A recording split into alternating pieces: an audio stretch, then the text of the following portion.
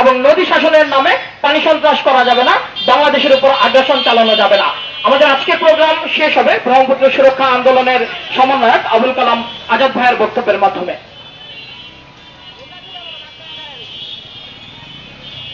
সংগ্রামী বন্ধুরা, আমরা যে কথা বলছি একজন মানুষ হিসেবে,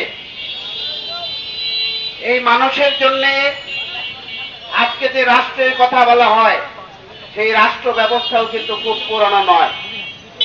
সবচেয়ে পুরনো হচ্ছে আমাদের এই মহাপৃথিবী।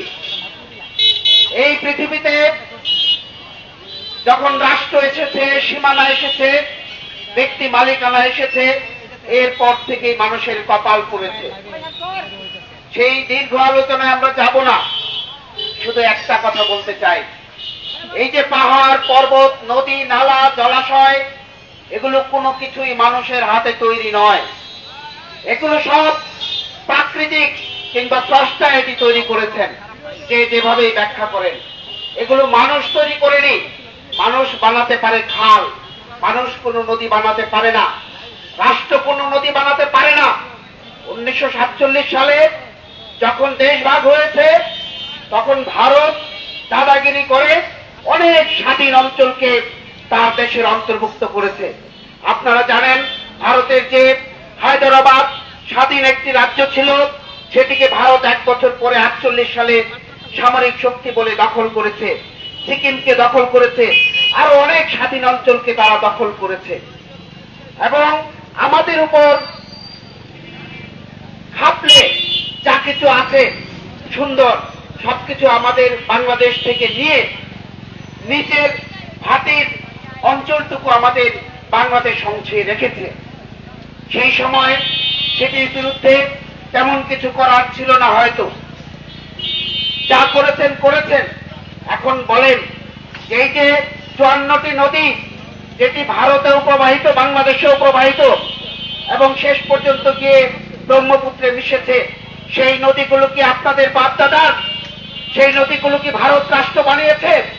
সেই নদীগুলো প্রাকৃতিকভাবে তৈরি হয়েছে এবং সেই নদীর তীরে জনগণ কৃষি করেছে, বসতি করেছে, নগর গড়েছে, ফসল ফলিয়েছে, পশু পাখি সবকিছুর বসবাসের স্থান হয়েছে নদীর পাড়ে। কাজেই নদী হচ্ছে সভ্যতার সূতিকাগার। আপনি কিভাবে আমাদের সবগুলো নদীর উপরে বাঁধ তৈরি করলেন? এই বাঁধের অস্তিত্বকে আমরা স্বীকার করতে চাই না। আমরা মনে করি এই বাঁধগুলো সবগুলো অন্যায়, কারণ নদী হচ্ছে জীবন্ত সত্তা। এই জীবন্ত সত্তাকে আমি আমার মতো করে বাধা দিতে পারি না। যেমন আমার হাতের রক্তটি কেউ চাইলেই কেটে দিতে পারে না, কিংবা সেটিকে বেঁধে রাখতে পারে না, ঠিক তেমনি পৃথিবীর যে রক্তরেখা, যে সঞ্চালন নাই, সেটি হচ্ছে নদী। সেই নদীতে আপনারা অন্যায়ভাবে বাদ দিয়েছেন। তিস্তা নদীতে 300 কিলোমিটারের ভিতরে প্রায় 28টা বাদ দিয়েছেন। এটা মানুষের কাজ? এটা রাষ্ট্রের কাজ? এটা বন্ধু রাষ্ট্রের কাজ? আমাদের প্রত্যেকটা নদীর উজানে আপনারা বাদ দিয়ে প্রতিবন্ধকতা সৃষ্টি করেছেন।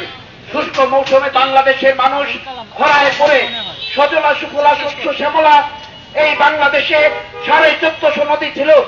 আপনারা যখন গত 50-60 বছর যাবৎ বাদ দিচ্ছেন, বাংলাদেশের সবগুলো নদী আজ মরে গেছে।